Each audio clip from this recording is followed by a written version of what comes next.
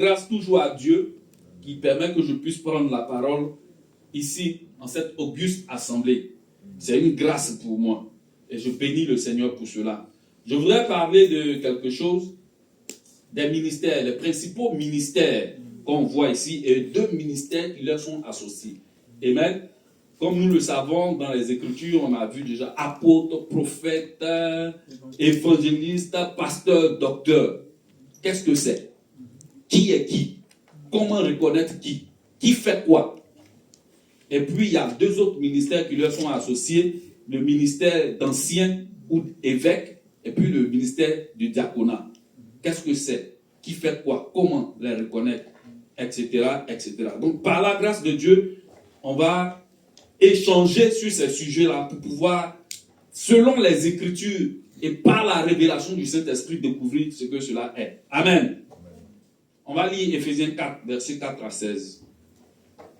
Il y a un seul corps et un seul esprit. Comme aussi vous avez été appelés à une seule espérance par votre vocation.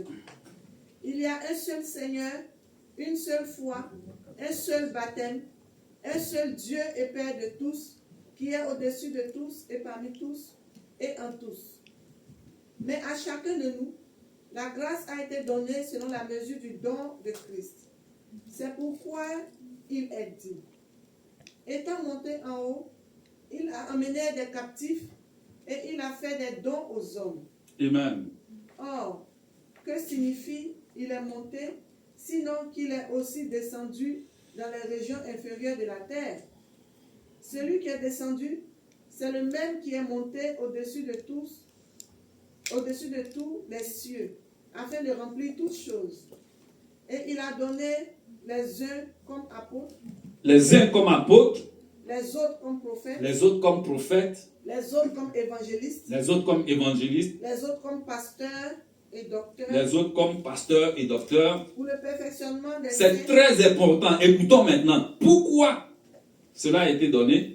pour le perfectionnement des saints, Mhm. en vue de l'œuvre du ministère Mhm. et de l'édification du corps de Christ, Amen. jusqu'à ce que nous soyons tous parvenus à l'unité de la foi Mhm. et de la connaissance du Fils de Dieu, Mhm. à l'état d'homme fait, à la mesure de la stature parfaite de Christ, Mhm. afin que nous ne soyons plus tous des enfants flottants et emportés à tout vent de doctrine par la tromperie des hommes, par les ruses dans les moyens de séduction, mais que, professant la vérité dans la charité, nous croissions à tous égards en celui qui est le chef, Christ.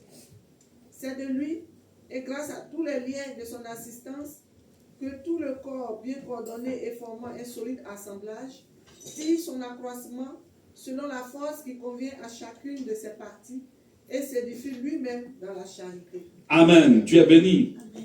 Alléluia. Donc, voici un peu ce que les Écritures disent par rapport aux ministères qui peuvent exister. Ce sont les fivefold ministry. Ce n'est pas tous les ministères ou bien uniquement que ces ministères-là. Ok? Ce sont les principaux ministères qui sont dans la Bible. Il y en a d'autres. Et nous allons voir ces principaux ministères-là et puis petit à petit découvrir les autres ministères. Amen. Nous allons commencer par le ministère d'apôtre. Amen. C'est quoi un apôtre? Qui est apôtre? Comment est-ce qu'on est apôtre? Comment reconnaître un apôtre? Pourquoi il est apôtre? Quel est son rôle, son but? Alléluia. L'objectif ici, c'est d'avoir la connaissance pour pouvoir discerner, pour pouvoir accepter et réfuter. Alléluia. Pour pouvoir intégrer et enlever ce qui n'est pas correct. Amen. Amen. Si quelqu'un dit qu'il est apôtre, il est apôtre. Si quelqu'un dit je suis apôtre, on l'accepte en tant qu'apôtre. C'est ce qu'il a dit, c'est ce qu'il a dit. Nous, on accepte. Toi, tu acceptes. Moi, j'accepte. Parce que je ne sais pas qui il est, d'où il vient, ce qu'il a fait, pourquoi est-ce qu'il dit qu'il est apôtre. Mais à sa parole, j'accepte. qu'il est ce qu'il a dit qu'il est. Amen.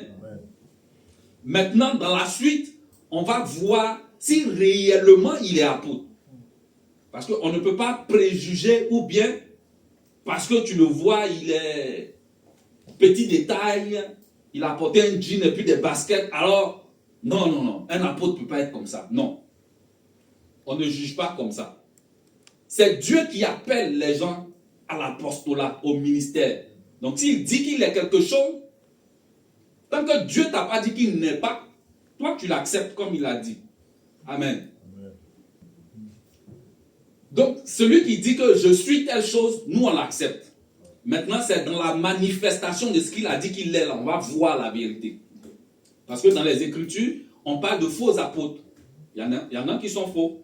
Donc, dans tous ces ministères-là, il y en a qui sont vrais et il y en a qui sont faux. Amen. Donc, nous, comme nous sommes de ceux qui sont vrais, nous voulons être de ceux qui sont vrais, on va travailler sur ceux qui sont vrais. Amen. Amen. L'enseignement que je vais donner va faire une analogie, je vais utiliser une analogie sur le corps humain pour pouvoir expliquer ce que chaque ministère est, en vue que nous puissions comprendre exactement. Donc, avant de rentrer dans les détails, je souhaiterais qu'on lise 1 Corinthiens 12, versets 12 à 27, pour pouvoir établir cette analogie-là. Le corps est un et a plusieurs membres, et comme tous les membres du corps, malgré leur nombre, ne forment qu'un seul corps, ainsi en est-il de Christ. Nous avons tous en effet été baptisés dans un seul esprit pour former un seul corps, soit juif, soit grec, soit esclave, soit libre, et nous avons été tous abreuvés d'un seul esprit. Ainsi, le corps n'est pas un seul membre, mais il est formé de plusieurs membres. Si le pied disait, parce que je ne suis pas une main, je ne suis pas du corps, ne serait-il pas du corps pour cela? Et si l'oreille disait, parce que je ne suis pas un œil, je ne suis pas du corps, ne serait-elle pas du corps pour cela? Si tout le corps était œil, où serait l'ouïe? S'il était tout ouïe, où serait l'odorat? Maintenant, Dieu a placé chacun des membres dans le corps comme il a voulu. Amen. Si Yeah. tous, Continue. Si tous étaient un seul membre, où serait le corps? Maintenant donc, il y a plusieurs membres et un seul corps. Il y a plusieurs membres et un seul corps. Continue. L'œil ne peut pas dire à la main, je n'ai pas besoin de toi. Ni la tête dit aux pieds, je n'ai pas besoin de vous. Mais, bien plutôt, les membres du corps qui paraissent être les plus faibles sont nécessaires. Et ceux que nous estimons être les moins honorables du corps, nous les entourons d'un plus grand honneur. Ainsi, nos membres les moins honnêtes reçoivent plus d'honneur. Vous êtes le corps de Christ et vous êtes ses membres, chacun pour sa part. Amen. Donc, nous sommes le corps du Christ et chacun de nous est une partie du corps de Christ, est un membre du corps de Christ. Donc, il y a un corps, on suppose, chacun a un corps qu'il connaît, un corps humain, et son corps, dans notre corps, nous avons des parties, des membres. Donc, il y a la tête, il y a les bras, il y a les pieds, etc., etc.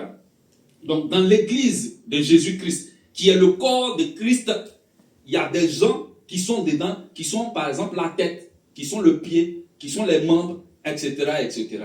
Donc, c'est ça l'analogie. Donc, on va faire ce parallélisme à pouvoir. Déjà, la définition d'apôtre, on le connaît tous, ça vient du grec apostolos, ça signifie envoyer. Quelqu'un qu'on envoie en avant, c'est un messager, c'est un ambassadeur.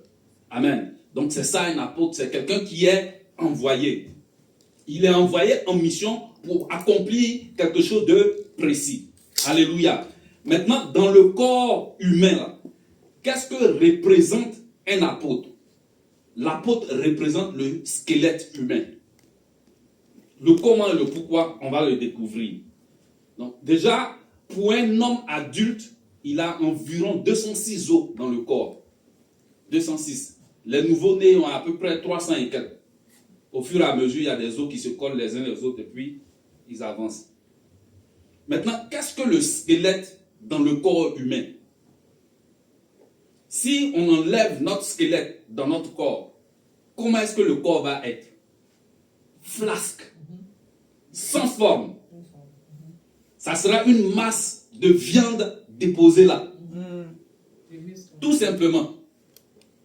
Et il n'y aura pas de charpente. Il n'y aura pas de caractère. On ne verra pas une silhouette. Parce que le squelette représente la charpente du corps humain. C'est-à-dire que le squelette permet au corps d'être comme il est, de présenter comme il est. Ça permet de voir la caractéristique du corps humain. Le squelette permet de soutenir le corps, permet de lui donner sa forme. C'est ce que le squelette fait. Il constitue la charpente. Donc pour ceux qui sont dans la construction, quand on dit la charpente, c'est ce qui soutient tout le bâtiment. S'il n'y a pas de charpente, il n'y a pas de construction. La construction ne peut pas tenir. Donc l'apôtre a pour rôle d'être la charpente dans l'église, d'être le modèle dans l'église, d'être celui qui donne l'apparence dans l'église. Ici on parle d'apparence spirituelle. L'apôtre est celui qui donne la solidité à l'église. Il est la charpente. Il est celui sur qui est construit l'église, entre griffes. Il est comme un modèle. Il n'est pas le modèle. Il est comme un modèle dans l'église. Celui qu'on voit et en qui on reconnaît Christ. Celui qui manifeste les attributs de Dieu. Il est comme un modèle. Il est une charpente. Quand on le voit, on voit en lui le caractère divin. On voit en lui Dieu en train d'être construit. On peut s'appuyer sur lui. Il peut soutenir les autres. Il peut encaisser des coups. Il est la charpente qui donne la forme à la bâtisse sur laquelle on met les briques, les contreplaqués, la toiture et tout cela. Ce que la charpente est dans la construction d'un bâtiment, l'apôtre l'est dans la construction de l'église. Amen. Donc, tous les rôles de la charpente, de façon physique dans un bâtiment, de façon spirituelle, l'apôtre doit l'être dans l'église de Dieu. L'apôtre doit le manifester dans l'église de Dieu. L'apôtre doit le démontrer dans l'église de Dieu. Il est celui qui supporte. Il est celui qui donne la forme. Il est celui qui tient ferme.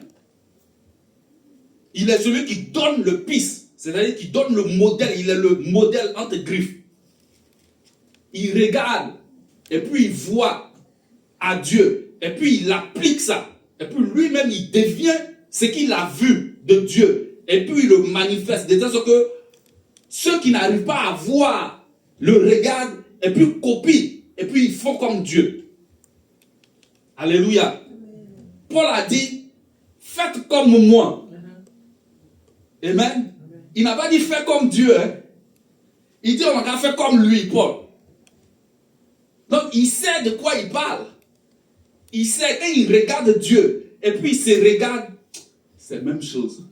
Amen. Et puis il dit, faites comme moi. L'apôtre doit être capable de dire cela. Amen. Parce qu'il sait qu'il s'est copié exactement sur le modèle divin. De telle sorte que lui-même, il devient un modèle sur lequel on peut se copier. Le squelette humain sert aussi à protéger certains organes dans le corps. Amen. Et non des moindres. Quand nous prenons la tête, il y a un os dans la tête qu'on appelle le crâne. Amen. Et dans le crâne, là, il y a quelque chose. Il y a le cerveau. Waouh! Imaginez un homme sans cerveau. Ça n'existait pas. Donc, regardez ce qui protège le cerveau. C'est le crâne. Une partie du squelette. Donc, l'apôtre a pour rôle de protéger l'intelligence spirituelle que l'Église a de Dieu. L'apôtre a pour rôle de garder la révélation, la connaissance, l'intelligence que l'Église a de Dieu. Le cerveau nous permet de réfléchir, de comprendre, d'analyser, de juger. L'apôtre garde cela, protège cela, cette capacité d'apprendre, de protéger et de dire. L'apôtre a pour rôle de garder cela, a pour rôle de veiller à ce que la capacité spirituelle de l'Église et la capacité spirituelle de chaque individu dans l'Église est gardée, est protégée pour la connaissance de Dieu, pour l'intelligence dans ce qui concerne Dieu, pour la réflexion en ce qui concerne Dieu. C'est son rôle. Il doit garder cela, l'intelligence spirituelle, la connaissance spirituelle. Mais il ne garde pas que le cerveau. La cage thoracique garde aussi certains organes, notamment le cœur et puis les poumons. Donc, quelqu'un qui n'a pas de cœur, ça, c'est pas possible.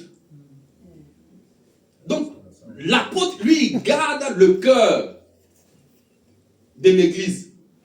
Le cœur, c'est l'organe central, l'organe vital du corps humain. C'est l'organe qui distribue le sang dans le corps.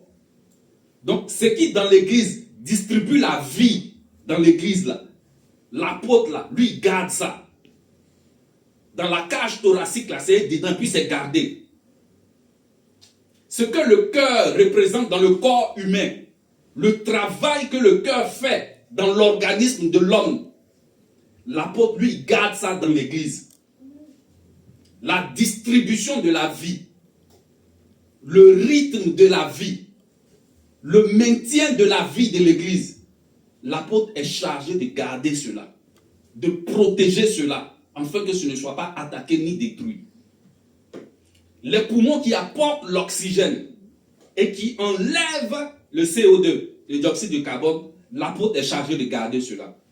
Donc, le souffle de vie, l'oxygénation de l'Église, l'embonpoint de l'Église, l'apôtre est chargé de veiller là-dessus, de garder cela. Et enlever ce qui n'est plus utile par la respiration, par la vie spirituelle, il est chargé de garder cela aussi. Donc il a un rôle très important de veiller sur, de garder, de protéger les organes vitaux de l'Église, afin que l'Église continue toujours de vivre, afin que l'Église continue toujours de prospérer. Amen. Une autre chose très importante qu'il garde, c'est la moelle épinière. Parce que dans la colonne vertébrale, on a la moelle épinière. Amen. Et la moelle épinière permet de transmettre toutes les informations du cerveau au corps. Ça quitte dans le cerveau, ça passe par la moelle épinière et puis c'est distribué dans le corps. Donc c'est le système central qui distribue toutes les informations du cerveau dans le corps. Lui, il est chargé de veiller là-dessus, afin que ce ne soit pas atteint. Donc, toutes les révélations, toutes les prédications, toutes les exhortations, tous les encouragements doivent être gardés et protégés par l'apôtre.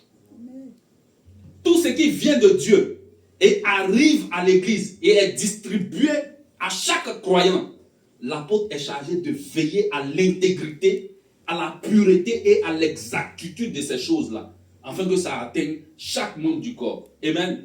C'est son rôle, c'est son travail, c'est ce qu'il doit faire. Et si on ne voit pas en quelqu'un ces choses-là, s'il dit qu'il est apôtre, on dit salut l'apôtre. Mais on ne s'associe pas à lui en ce qu'il fait qui est contraire à la volonté de Dieu. Ce que nous voulons, c'est des apôtres qui soient des modèles, des gardiens, des vecteurs de vie, et non des loups ravisseurs. Amen. Le squelette aussi sert à stocker certains minéraux. Amen. Il y a des minéraux très essentiels dans le développement et dans la vie du corps humain qui sont gardés dans le squelette. Donc l'apôtre sert à cela. il est une base de doctrine dans le corps. De telle sorte que si arrivé à un certain moment, il y a quelque chose qui manque, automatiquement, de lui-même, parce qu'il a ça en lui, il va ressortir ce qui est nécessaire pour la nourriture de l'église. Amen. C'est pour ça que depuis un certain moment, quelqu'un a été inspiré ici. Le pasteur d'abord a été inspiré pour pouvoir transmettre à l'église ce qui est nécessaire pour les dons. Alléluia. Amen. Parce que cela est nécessaire pour l'église actuellement. Donc, il a ça en lui, le discernement pour pouvoir produire, pour pouvoir apporter ce qui est nécessaire pour l'église. Tous les minéraux nécessaires, tous les dons, tous les talents, tout le zèle, tout ce qu'il faut pour que l'église soit en bon point là. L'apôtre a ça en lui. Il discerne le besoin et puis il le ressort afin que l'église en profite et croisse dans sa volonté. Amen. Dans la volonté de Dieu, je dis. Amen. Amen. Un autre point.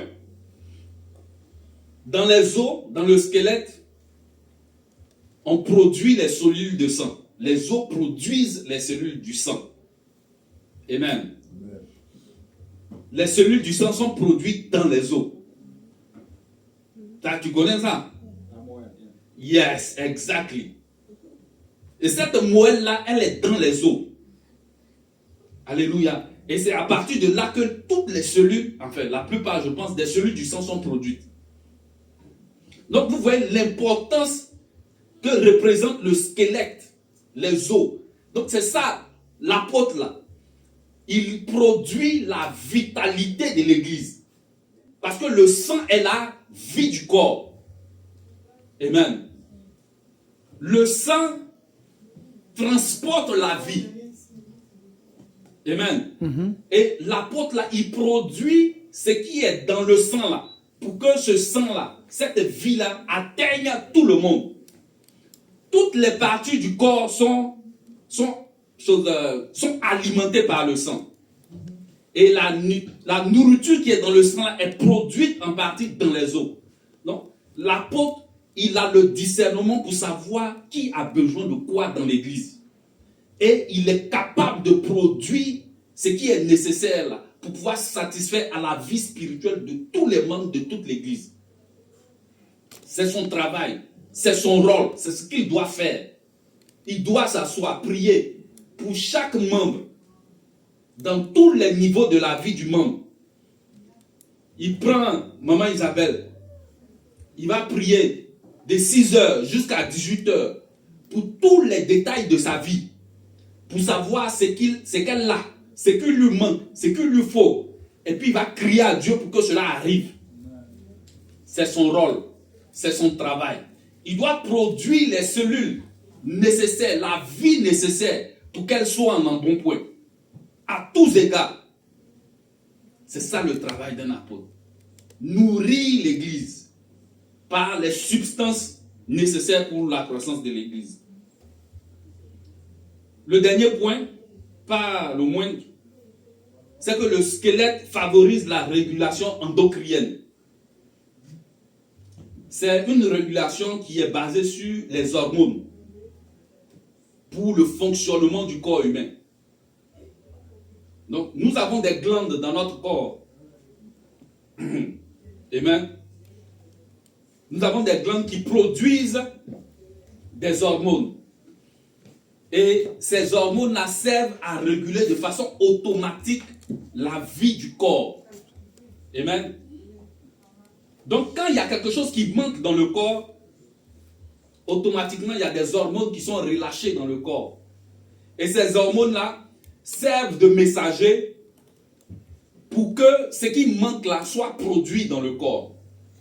Cela vient en partie des os. Donc l'apôtre, lorsqu'il voit un déséquilibre, il doit pouvoir voir le déséquilibre qu'il y a dans l'église et pouvoir déclencher ce qui va apporter la nourriture nécessaire pour pouvoir combler le manque qu'il y a dans cette église-là. Amen.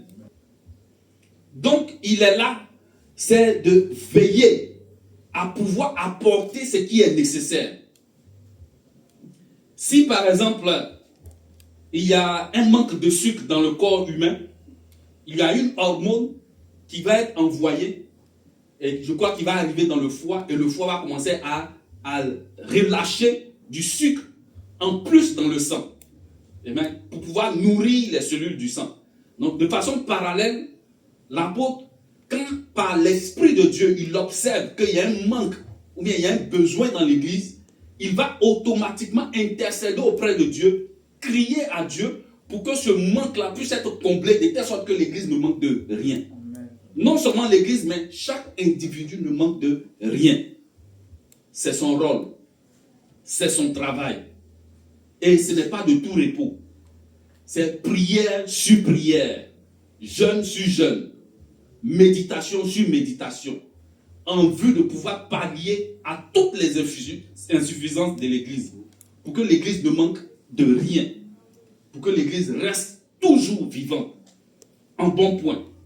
Amen. Amen.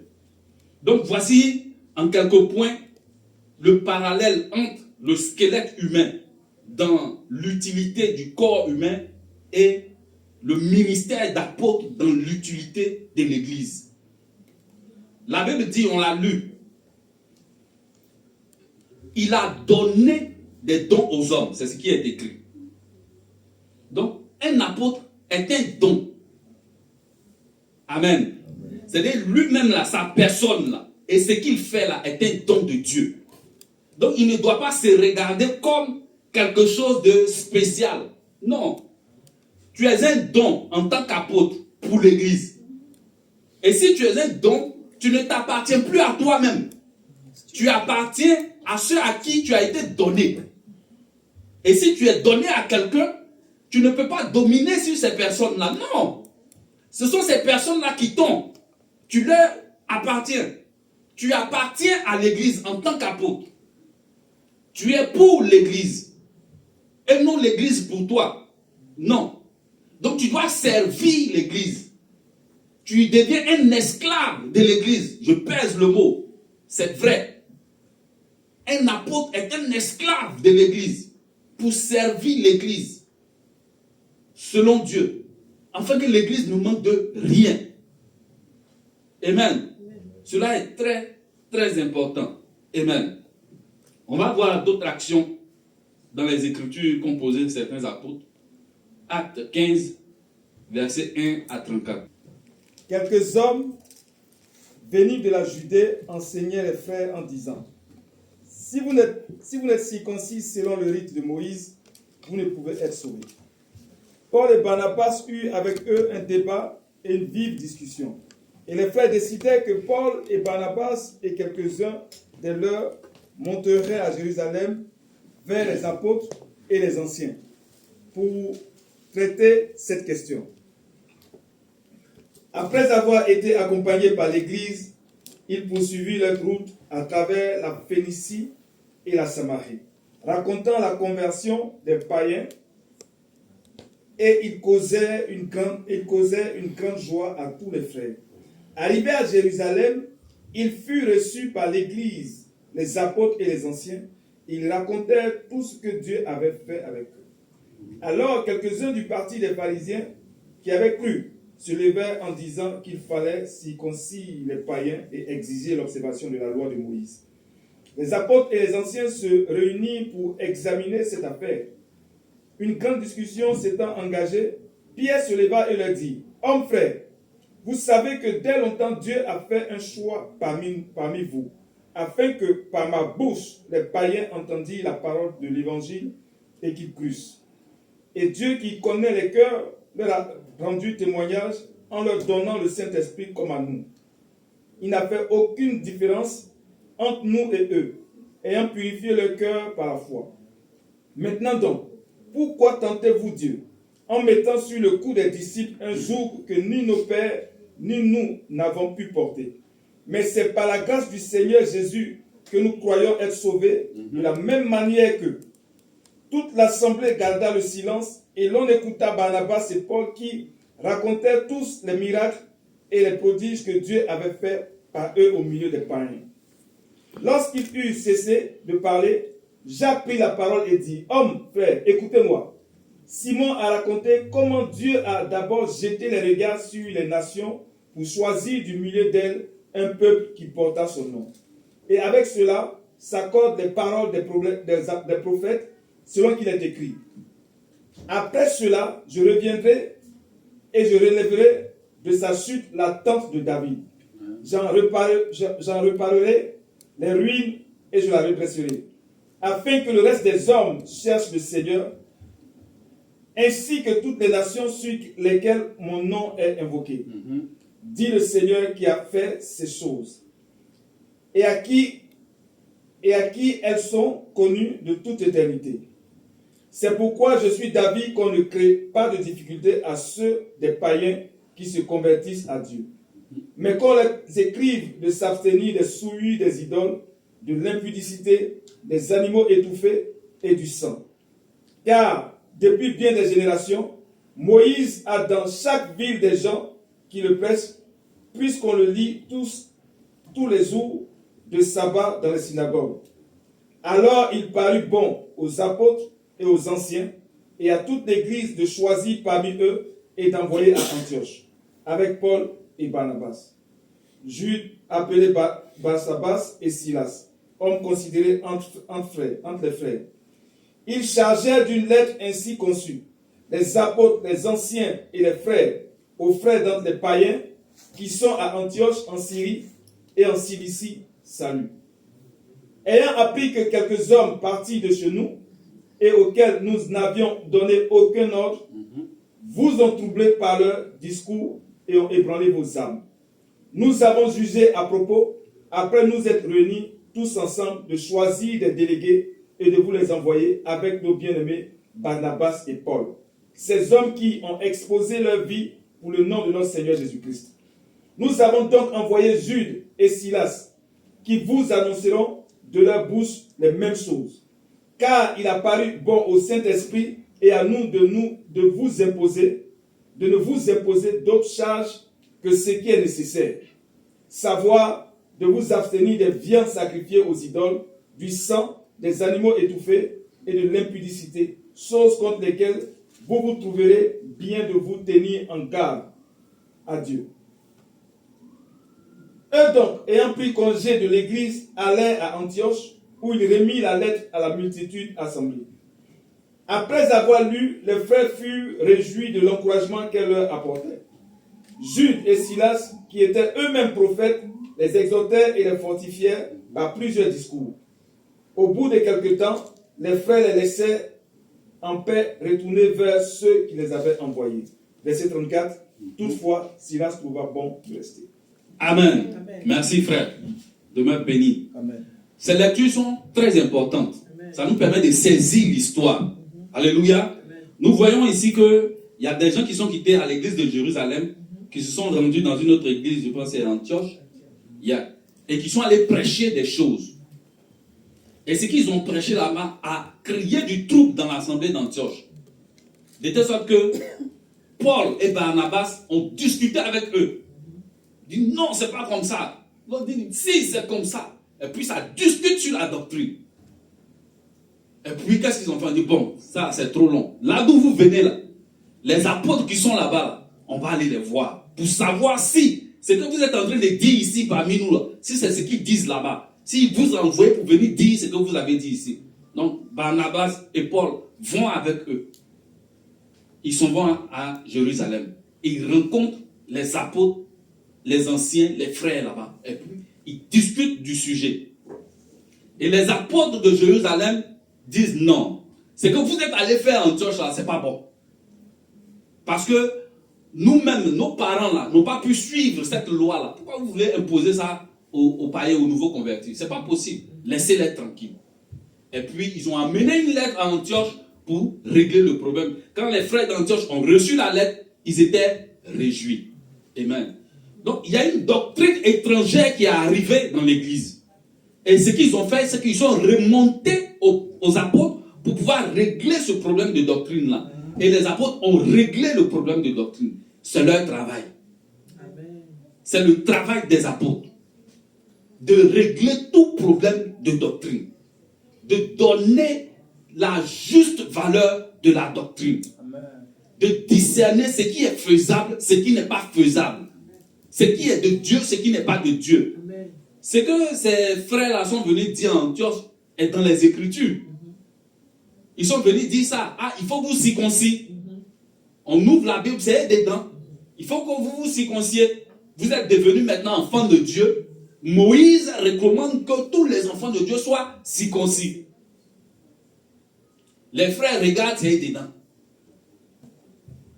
Paul et Barnabas disent non, c'est dedans, mais no way. On fait comment? C'est là où l'apôtre va venir avec la doctrine de Dieu pour pouvoir départager. C'est écrit, mais. Amen. Il y a un passage des Écritures qui dit de peur qu'on vous confonde. Maintenant, de l'autre côté, on dit si quelqu'un t'insulte, il faut l'insulter afin qu'il apprenne la sagesse et la justice. C'est dans Proverbe, on dit. Exactement. Voilà, ne reprends pas l'insensé. Selon sa folie. Voilà. Pour ne pas qu'il pense qu'il est. Exactement. Mais reprends-le pour ne pas qu'il pense qu'il est. Il est sage. Voilà. Là, on fait quoi? C'est écrit. On dit il ne faut pas répondre à l'insensé selon sa folie. Et le même verset dit il faut répondre à l'insensé selon sa folie. Donc, puisque c'est écrit, qu'est-ce qu'on fait? L'apôtre va venir avec la doctrine pour savoir exactement ce qu'il faut faire, quand il faut faire, comment il faut le faire. Amen. C'est son rôle. Donc, quand quelqu'un dit qu'il est apôtre, il doit être capable, que ce soit dans les Écritures, écrites d'une manière ou d'une autre manière, à voir la pensée de Dieu pour pouvoir prodiguer le juste milieu. C'est même pas le milieu, mais pour pouvoir prodiguer la volonté de Dieu. Amen. C'est son rôle. Il établit les bases doctrinales. Ils ont une action cathartique, c'est-à-dire ils enlèvent ce qui n'est pas bon. Quoi que ce soit écrit. Amen. Quoi que ce soit écrit. Que Dieu nous bénisse. Amen. On va lire Ephésiens 3, 1, 5 rapidement. À cause de cela, moi, Paul, le prisonnier de Christ pour vous, païens, si du moins vous avez appris quelle est la dispensation de la grâce de Dieu qui m'a été donnée pour vous, c'est par révélation que j'ai eu connaissance du mystère sur lequel je viens d'écrire en peu de mots. En les lisant, vous pouvez vous représenter l'intelligence que j'ai du mystère de Christ. Merci. Il n'a pas été manifesté aux fils des hommes dans les autres générations, comme il a été révélé maintenant par l'Esprit aux saints apôtres et prophètes de Christ. Amen. Donc, Paul dit que lui là, il a l'intelligence du mystère de Christ en tant qu'apôtre. C'est le rôle de l'apôtre, d'être intelligent de ce qui concerne le mystère pour pouvoir le distiller à l'église. Alléluia. C'est son travail. Il doit avoir la révélation exacte du mystère de Christ. Amen. Il doit connaître les profondeurs de Christ et pour pouvoir les distiller à l'église, pour pouvoir les enseigner à l'église. C'est son rôle, c'est son devoir. Amen. Le verset 5 dit quoi? Il n'a pas été manifesté aux fils des hommes dans les autres générations comme il a été révélé maintenant par l'Esprit aux saints apôtres et prophètes de Christ. Donc l'apôtre là, il reçoit révélation du mystère de Christ pour pouvoir transmettre ce mystère là. Ce n'est pas pour s'enorgueillir, ce n'est pas pour taper des tambours devant lui, ce n'est pas pour dominer sur ses frères. Non, il le reçoit pour le transmettre. C'est son rôle, c'est un esclave, c'est un don à l'église. Donc il est là pour ça. Il doit transmettre, il doit donner. Il doit comprendre et transmettre. Amen. On va lire Matthieu 16, 17 à 18. Jésus reprend la parole, lui dit: Tu es heureux, Simon, fils de Jonas, car ce ne sont pas la chair et le sang qui t'ont révélé cela, mais c'est mon Père qui est dans les cieux. Et moi, je te dis que tu es Pierre, et que sur cette pierre je bâtirai mon église, et que les portes du séjour des morts ne prévaudront point contre elle. Amen. Il lui dit, tu es Petros, sus en Petra. Tu es pierre et sur cette pierre. Sur la révélation là, c'est là que Jésus-Christ va bâtir son église. Amen. Il y a deux pierres ici. Tu es Pierre, il s'agit de Pierre, notre bien-aimé. Et sur cette pierre, cette deuxième pierre là, c'est la révélation que Pierre a eue de qui est Jésus-Christ. C'est là, c'est dessus là, Jésus va bâtir son église. L'apôtre a pour rôle et pour travail de recevoir la révélation de qui est Jésus-Christ, afin que l'église de Jésus-Christ soit bâtie sur la révélation qu'il a eue, ou bien qu'ils ont eue. C'est leur travail, avoir la révélation pour que l'église soit bâtie sur cette révélation. Mais ça doit être une révélation exacte, une révélation juste et vraie de Dieu. Amen. Parce que ce sur quoi on bâtit l'église de Dieu, ce n'est pas n'importe quoi. L'apôtre pose le fondement. Il pose le fondement. Éphésiens 2, 20 dit, vous allez bâtir sur le fondement des apôtres et des prophètes. Ce n'est pas sur eux que ça a été bâti, mais c'est sur la révélation qu'ils ont reçue que la chose, les frères, l'église a été bâtie. C'est sur la révélation qu'ils ont. Amen. Donc c'est leur travail en tant qu'apôtre de travailler à recevoir la révélation de Christ. Pour que sur cette révélation de Christ-là, l'église soit bâtie. Afin que l'église ait des fondements solides qui demeurent jusqu'à dans l'éternité et que rien ne puisse venir ébranler. Comme ce chant a dit, les vagues sont venues, le vent a soufflé, la tempête s'est abattue, mais la maison demeure ferme parce qu'elle a été bâtie sur le roc. Jésus-Christ est notre rocher de toute éternité. C'est le rocher qui suivait Israël dans le désert. Amen. Vous savez, quand Israël traversait le désert, il y a un rocher qui les suivait. Et quand ils ont soif, l'eau sort du rocher, la parole sort du rocher, la révélation sort du rocher, afin qu'ils puissent être abreuvés. C'est ce rocher-là, c'est sur ce rocher-là que les apôtres doivent bâtir. C'est sur cette révélation-là que l'église est bâtie. Et cette révélation-là, ils doivent l'avoir en tant qu'apôtres. S'ils ne l'ont pas, c'est qu'ils ont manqué le but. Amen. Amen. Que Dieu nous bénisse. Amen. On va lire Éphésiens 4, 10, 16, et puis on va arrêter. Celui qui est descendu, c'est le même qui est monté au-dessus de tous les cieux, afin de remplir toutes choses. Et il a donné les uns comme apôtres, les autres comme prophètes, les autres comme évangélistes, les autres comme pasteurs et docteurs. Faisons maintenant attention à la suite. Pourquoi il a donné les prophètes, les apôtres, les docteurs et les évangélistes? Verset 12. Pour le perfectionnement des saints. 1. Il faut que tous les saints soient rendus parfaits. C'est-à-dire, même quand on soit saint, on n'est pas encore parfait, entre griffes. Mais il faut que ceux-là qui ont été donnés là travaillent à ce que tout le monde soit parfait. En vue de l'œuvre du ministère. En vue de l'œuvre du ministère, il faut qu'ils puissent susciter des ministères dans l'église, afin que ces gens-là travaillent à l'œuvre du ministère. Et de l'édification du corps de Christ. Pour l'édification du corps de Christ. Amen. On va s'arrêter là. Donc, il y a forcément, il y a toujours une raison pour laquelle un apôtre est donné. Frère, ce n'est pas pour dominer sur les frères, non. Ce n'est pas pour être le révérend super apôtre, non. Ce n'est pas pour recevoir l'honneur et la gloire des hommes, non. Ce n'est pas pour occuper les premiers sièges dans les assemblées, non. Ce n'est pas pour être vu du haut d'un piédestal par les hommes, non. C'est pour servir en tant que don. Et comme on l'a vu précédemment, pour agir selon le ministère apostolique. Amen.